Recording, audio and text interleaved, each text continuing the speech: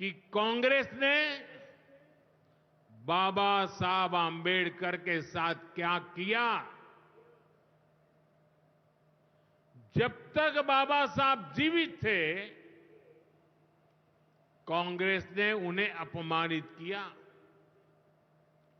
दो दो बार उन्हें चुनाव हरवाया।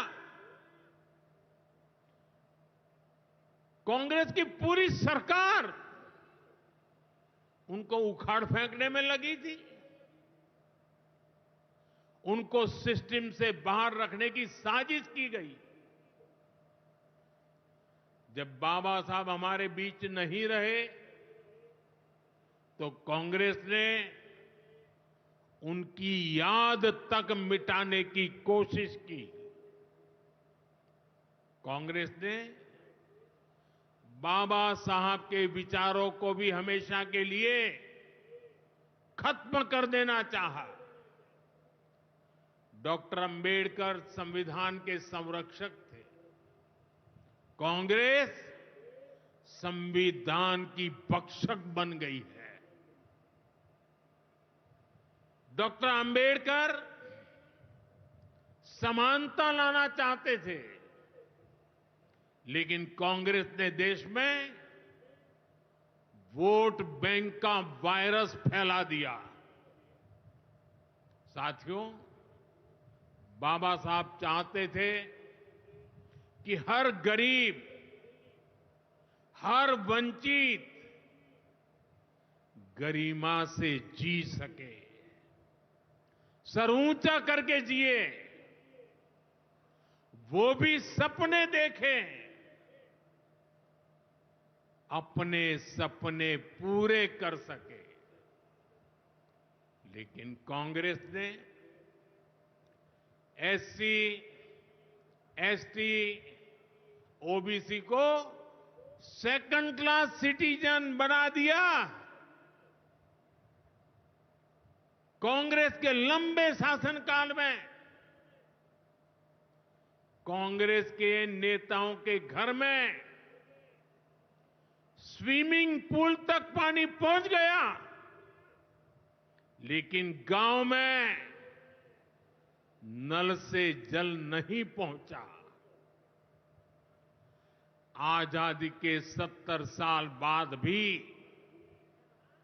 गांवों में सिर्फ 16% घरों में नल से जल आता था।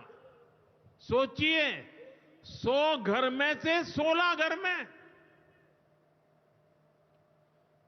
इससे सबसे ज्यादा प्रभावित कौन थे? इससे एससी, एसटी, ओबीसी सबसे ज्यादा प्रभावित थे। अरे उनकी इतनी ही चिंता थी, आज जो गली गली में जाके भाषण झाड़ रहे हैं, अरे कम से कम मेरे एससी, एसटी, ओबीसी भाइयों के घर तक अरे पानी तो पहुंचा देते। हमारी सरकार ने 6-7 साल में 12 करोड़ से ज्यादा ग्रामीण घरों में नल कनेक्शन दिए हैं। आज गांव के 80% घरों में, यानी पहले 100 में से 16, आज 100 में से 80 घरों में नल से जल आता है। और बाबा साहब का आशीर्वाद है, हम हर घर तक नल से जल पहुंचाएंगे। शौचालय के अभाव में भी सबसे बुरी स्थिति एससी, एसटी, ओबीसी समाज की ही थी। हमारी सरकार ने